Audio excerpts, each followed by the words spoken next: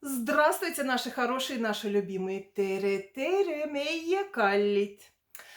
А у нас сегодня тот самый вечер у камина. Кто хотел? Сегодня будет выступать мамочка. Это я еще подумаю, каким временем я располагаю, с какого года начинать отчет. В общем, поехали.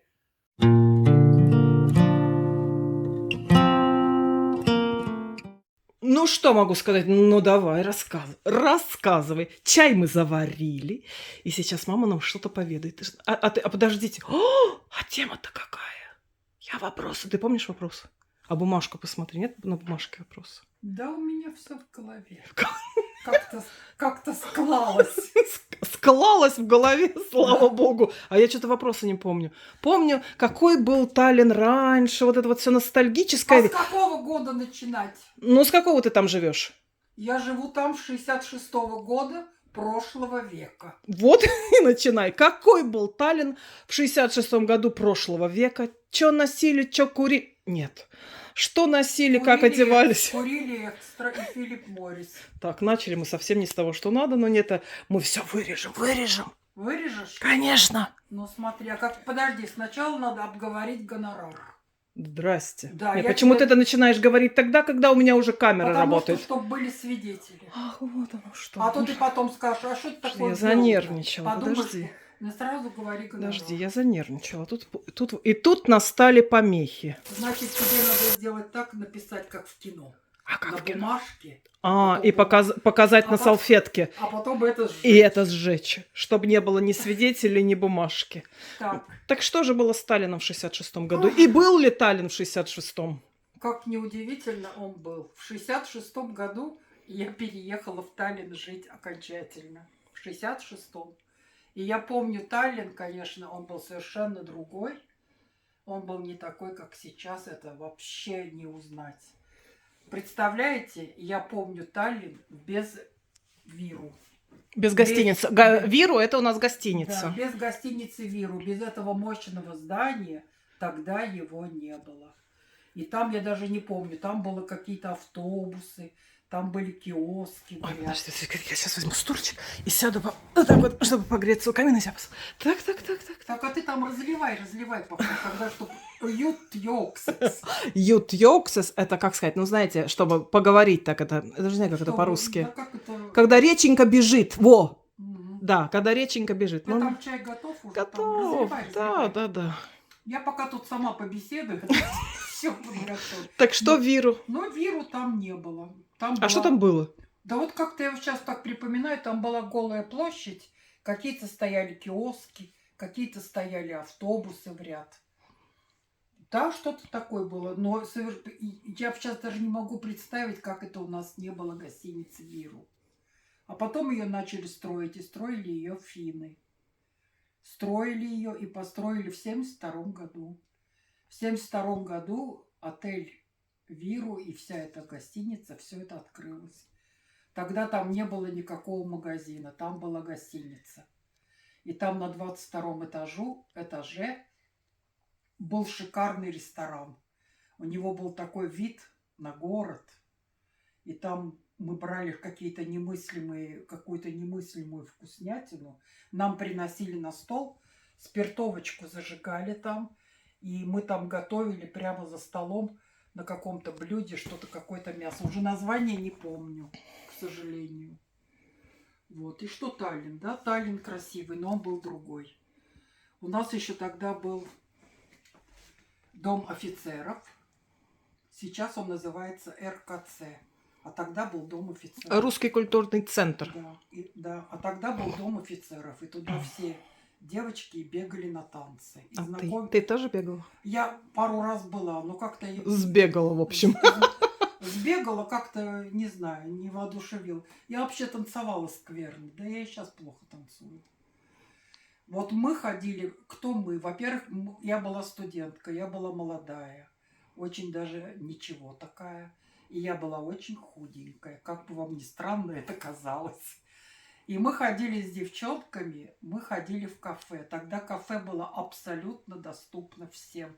Нет, туда даже было не попасть. Мы все очень любили кафе «Москва». Сейчас такого кафе нет. Это на площади, там, где у нас сейчас стоит этот крест свободы.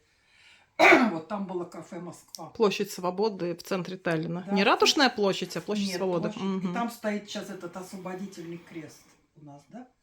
Вот, и туда мы стояли в очередь в Москву. Это было настолько безнадежно туда попасть.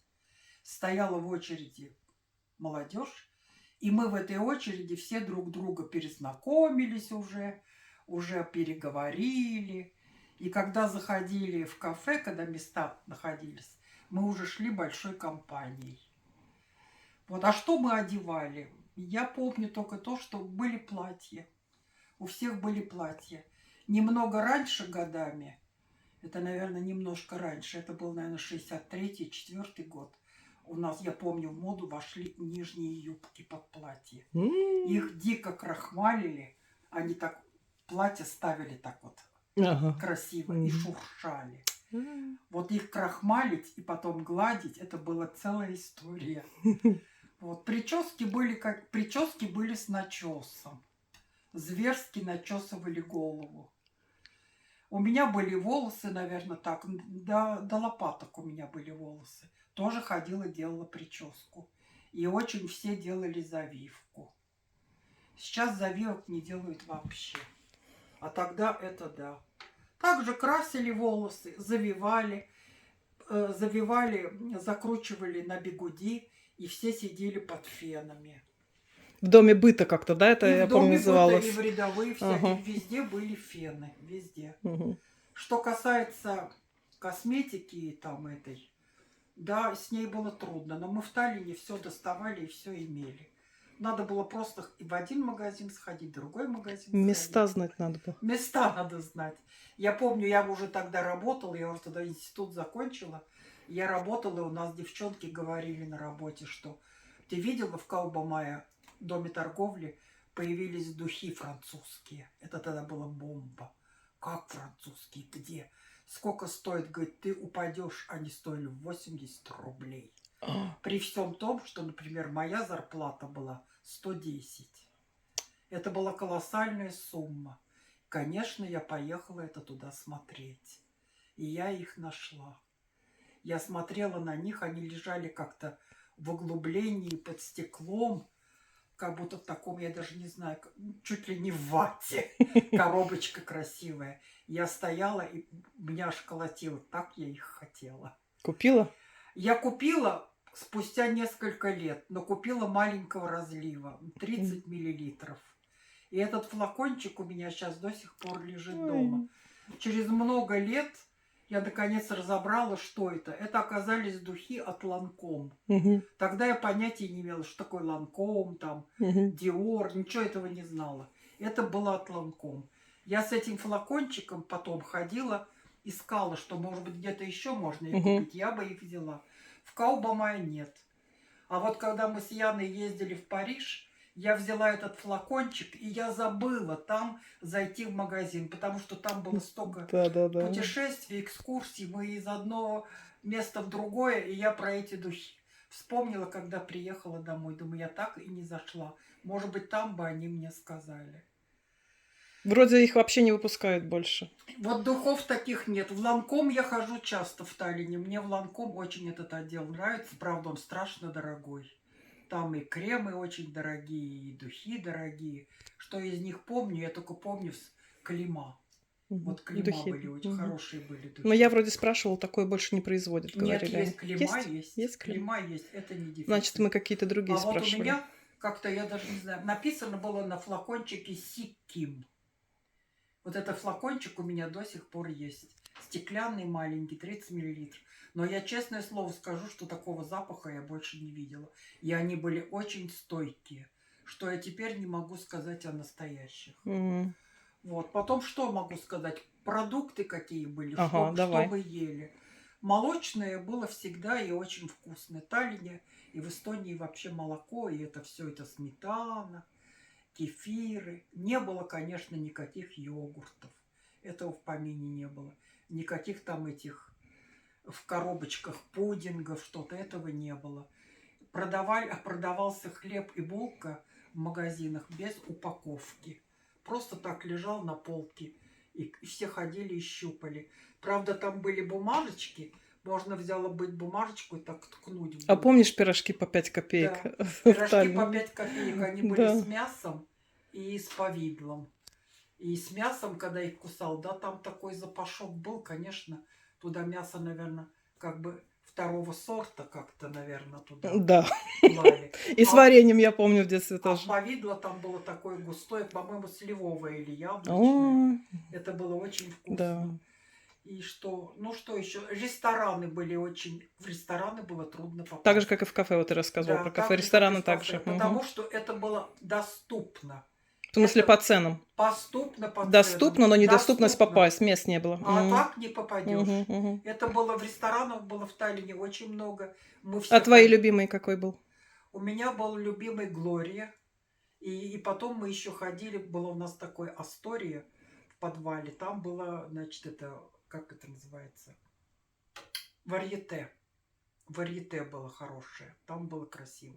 Там был ресторан, и там потом шла программа, спектакль. А что в одежде было? Что носили? Я помню только какие-то пальтушки ты мне покупала там на пуговичках, всякое такое вот. Да. Взрослые что носили в то время? Я дожила до этого времени, когда, значит, появилась длина миди. М. Вот это миди, у меня тогда было первое пальто, я его шила, потому что в продаже вообще с одеждой, с готовой было плохо. Мгм. И вот это пальто миди до полноги. И потом, что был пик страшной моды, это сапоги-чулки. М. Вот это был класс. И я достала, уже не помню как, по-моему, с рук. Были белые сапоги-чулки. Мгм. Я долго их ходила. Ну, а там кино, театры, концерты, что-то, Да, кино было что шикарно. приезжало? Концерты – это отдельная история. У нас был роскошный городской холл. Туда приезжали концерты один за другим. А, ну этот, который я уже застала, да? Да, ты уже Где это там все эти застала. Шатуновы Да, и и мы туда Киркоров? ходили, Мгм. и там мы видели абсолютно всех. Мы не Да-да-да. пропускали эти концерты. Мгм. Это Там, я уже помню, да. начиная Мгм. Пугачева, Да, да. Это ты Киркоров, уже со мной. Ласковый май, Пресняков, Демис Руссос, Да-да-да. группа Scorpions, Мгм. что там еще было? Баккара. Баккара, да, ансамбль, нет, дуэт Баккара. Мгм. Это две испанские женщины там пели прекрасно. Мгм. Потом был Кадышева «Золотое кольцо». Потом была эта украинка, как ее это? Ну, знаешь эту? София Ротару. Ага. София Ротару была тоже прекрасной. Басков был. Ну да, Баскова мы несколько раз Басков видели. были, Ага. да. Мгм. Это все мы ходили и прошли. И сейчас этого ничего нет, к сожалению. Ну да. И потом приезжали на гастроли много театров. Мы большие театралы. Мы ходили в театр Эстония постоянно. И в них, конечно, были очень много эстонских прекрасных артистов. Мне очень нравился Георг Коц. Потом мне нравился из эстрады, да, мне очень нравилась Анна Вески. И нравится до сих пор. И мне нравится Тынис Мэки. И потом у нас был еще наш великолепный Як Юала. И очень тоже мы все его любили. А из Рахва, значит, Рахва Лаулия. Это был народное. Артур Ринне. Прекрасный Артур Ринне. Я помню. И потом Лейта Сипур. И кто мне еще нравился? Велорумец. Это у которого я сидела на коленках и Да, драла бороду. которого мы знали лично, и ты у него сидела на Да-да-да. коленях. Да. Он прекрасно Опозорилась, пел, как всегда, дергала за бороду прекрасно артиста. пел про море. Да. Очень красивый. Ну и потом у нас в театре Эстония был, конечно, звезда, это был Георг Коц. М. Да. Я тоже его видела и слышала много. А вот мама, которая ходила до меня уже там в театры, она его слушала в опере «Демон» Рубинштейна. Мгм. И она говорит, такая была декорация, и он где-то на скале сидел и пел. Вот. Но я его видела и слышала в оперетте «Мистер Икс». Это его знаменитая, конечно, знаменитая его роль. «Мистер Икс». И что еще хочу сказать, что приезжало много прекрасных театров в Таллин. 1 год у меня был такой буквально шок, когда я читаю в афишах, что к нам приезжает МХАТ. Мгм. И у меня была знакомая приятельница в Таллине, и мы ринулись за билетами. И она говорит, что у нее вся получка ушла на билеты. Туда было попасть нереально. С 4 утра стояли в кассах все. Я попала на 3 спектакля. Я смотрела «Дядя Ваня». Я смотрела, по-моему, вот это название плохо помню. Спектакль, в котором играли только двое. Любшин и Анастасия Вертинская. Подожди, «Дядя Ваня» и что еще? Вот сейчас последние. Последние. Вот эти 3 спектакля я смотрела. Я когда зашла в театр «Эстония», я шла на «Дядю Ваню». У меня был билет в партере, там в хорошем месте. И меня тогда поразило то, что вот это наш этот, как сказать, занавес. Такой За бархатный. кулиса. Нет, бархатный занавес который видишь из зала. Ну, Он кулис. был- А, не кулис, Нет, а вот он этот был занавес закрыт, центральный. это был Да-да-да. занавес. И на нем была приклеена эмблема МХАТа. Да-да-да. Это парящая чайка. И, конечно, было такой восторг, это было, конечно, нечто. Это были спектакли. И туда, в этой группе, приехал Смоктуновский там был Киндинов. И вот я не помню, по-моему, был и Олег Ефремов. Почему они все приехали в Таллин? В то время в эстонском драмтеатре работал замечательный эстонский кинорежиссер Мик Миккивер. Он снимался много в русских фильмах. И у него были хорошие связи и знакомства. И, по-видимому, он как-то их заинтересовал и привез их сюда. Это и заслуга Миккивера. Вот. И ходили мы, конечно. А знаешь, что еще расскажи? Расскажи, как вы с бабушкой в кино снимались. И как тебя пригласили на пляже в Сочи в кино. Ой, это не надо. Ну расскажи, Да, это ну чё? расскажи, но меня подписчики просили. Вот это у Не нас, пугайтесь, у это нас включилась печка. включилась по комнатам гоняет Она циклоп. сейчас пошла. Да. Да, это неинтересно. Нет, что я хочу еще сказать, что да, Таллин, но я на втором месте после Таллина. Я обожаю Петербург. Тогда это был Ленинград. В Ленинград я моталась постоянно. Там жила у меня тетя, у которой можно было переночевать. А когда мама моя училась в Герценовском пединституте, и она закончила его, примерно ей было лет 45. Она училась заочно. И у нее дважды в год бывала сессия, когда она сдавала экзамены, посещала лекции, была в Питере. И я приезжала к ней тогда, у меня были школьные каникулы. Я помню, я закончила 8 класс тогда. И им давали всем этим учащимся, заочницам, давали какой-нибудь спортивный зал, где они все ночевали. И тогда я приходила к маме, мне давали там тоже матрац. И я там ночевала, мама была рядом, мама училась по учебникам. А я все ныла, что мама, пойдем в театр вечером. Пару раз мы с ней ходили, а потом мама сказала, у меня зачеты, и экзамены, Валя, давай иди сама. И я пошла сама. И потом я только одна и бегала туда. Я обожала эти все оперные театры. Мы вообще фанаты оперы. И были, и остались. И я там по Питеру. Я Питер обожаю. И уже позже, когда уже я работала в Таллине, чтобы не утруждать эту свою тетю, чтобы там, человек живет, опять приходить ночевать. Я делала так. Я уезжала на ночном поезде из Таллина в Ленинград. Ночь я проводила на второй полке в вагоне, в общем вагоне. В 8 утра этот поезд приходил на Варшавский вокзал, тогда был. И я там выходила и сразу бежала на Невский. Вот там какая-то перла энергия. И там я весь день проводила в Петербурге. Я ходила в Казанский собор, который тогда был не собор действующий, а назывался Музей атеизма и религии. Вот туда я ходила, в Исаакиевский я ходила, лазила туда на самую верхотуру. И то кушаю в одном месте, то какие-то горячие сосиски в другом месте. И я упивалась Ленинградом. Эрмитаж, я молчу, там мы были вообще много раз. И Петергоф, конечно, тоже.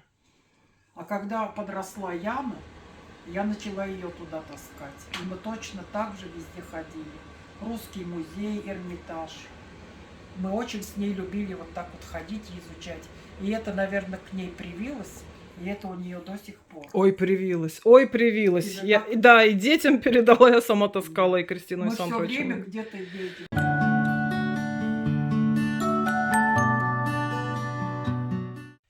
Я благодарна очень своим родителям за то, что они меня с ранних моих лет начали вывозить по многим местам. Я прочесала весь Северный Кавказ. Ессентуки, Кисловодск, Пятигорск. В Сочи мы были 4 раза. Один раз я была с Яной. Потом Петербург. Я была в Москве дважды. У нас все объезжено. В Пятигорске мы нашли место дуэли Лермонтова. И я была в том домике маленьком, где Лермонтов жил, останавливался. И он из этого домика уехал на дуэль.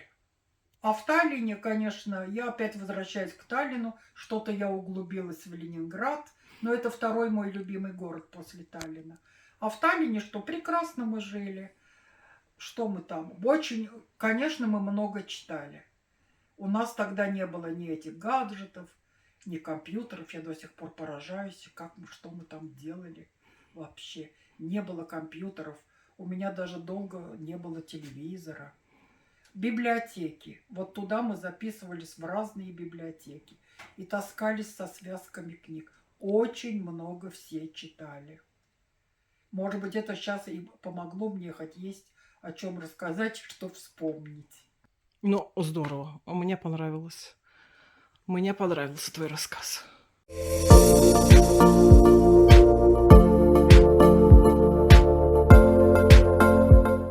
Ну, надеюсь, вам понравилось. Мама ответила вам, ну, хоть на какие-то вопросы, на какие вы хотели ответить. Я, честно говоря, что-то вообще не помню, что спрашиваю. Ну, вроде про Таллин что-то как-то. Но... Не знаю, меня прервали. У меня можно было бы еще... Так давай.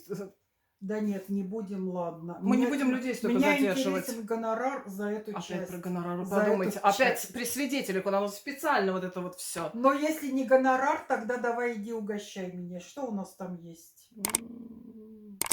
Как-то у нас ничего особенного-то и Там, нету. по-моему, где-то было что-то Сандра оставила. Как это называлось там? Все карты сейчас откроет. О. Так что... В общем, мы с вами прощаемся. А я буду из нее выбивать. Подписывайтесь на канал, ставьте лайки, задавайте нам вопросы, на все приличные мы ответим. Даже я отвечу на приличные. Да, только воздух набрала, это женщина. Здесь так жарко у камина сидеть. Да, вот, кстати. Мы сейчас отходим, здесь да, такая идет жарко. Жарище, и мы сидим в легких платьях, потому что здесь действительно тепло, и у нас продолжается лето, и мы очень довольны, что наше лето удлинилось на целый месяц. И как-то мы сократили осень на целый месяц. Свои какие-то расчеты у человека тут. Угу. Все, мы с вами прощаемся. Мир вам и вашим семьям, здоровья, счастья. Будьте и до следующего видео. Будьте все счастливы. Дай матери сказать. Будьте все счастливы, будьте все здоровы, все крепитесь. До свидания.